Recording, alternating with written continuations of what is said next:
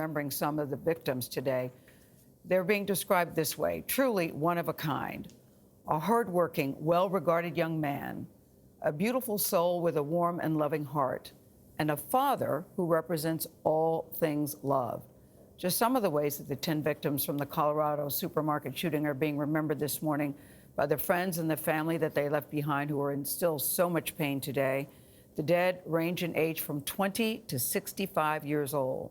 The latest losses in this country in crimes committed by people using semi-automatic weapons, among them a responding police officer, supermarket employees, and a grandfather-to-be. We are also learning new details this morning about the shooting suspect. He has been identified as 21-year-old Ahmad Al-Aliwi Alyssa. He faces 10 counts of first-degree murder following Monday's rampage, and we have full coverage from Boulder, including our lead national correspondent David Begnaud on the investigation. But we're going to start with Jonathan Vigliotti and stay with the families of those we lost. Jonathan, good morning to you. Good morning to you, Tony. This is the patrol car Officer Talley drove to the scene. It's parked here this morning in front of the police department as part of a growing memorial. And when you look at it, it's hard not to think of the 9 other victims, people Talley was trying to save, that also didn't make it home. He was a really smart kid. He was training to be an airline pilot.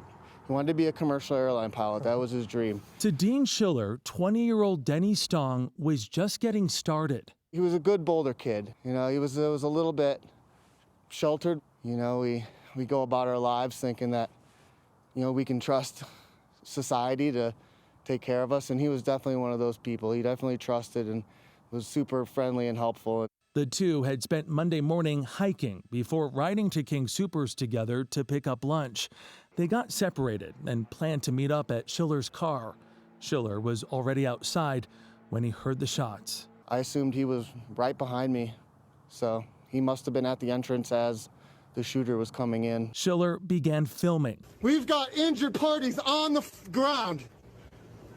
911 now, people. Documenting live on YouTube what happened for the next 3 hours as thousands watched at home. We got people down inside King Soopers.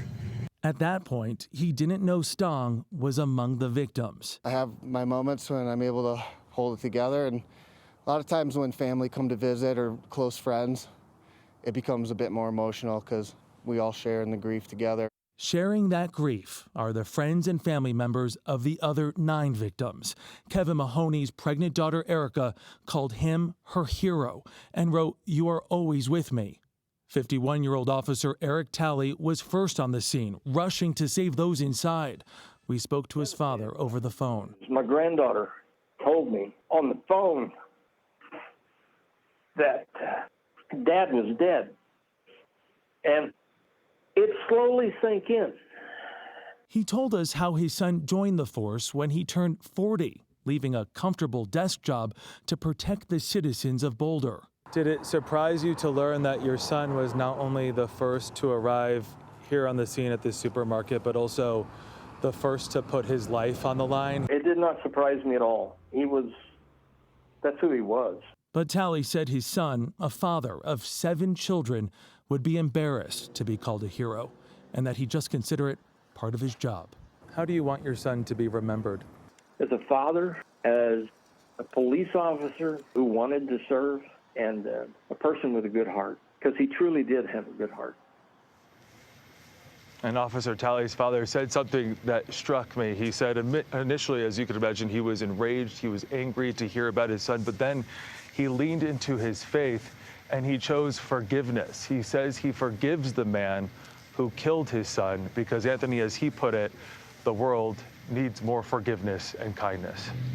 Jonathan, thank you. Each one of those stories, and I'm thinking of the face of Denny Stong, who looks so young in those photographs. He's 20 years old. You know, it's just devastating. I just think, guys, the sounds you hear today are grief meeting outrage. Yes. Because we all have been here before. And you know what Jonathan said? He said something struck him. Everything about that story strikes me. Everything.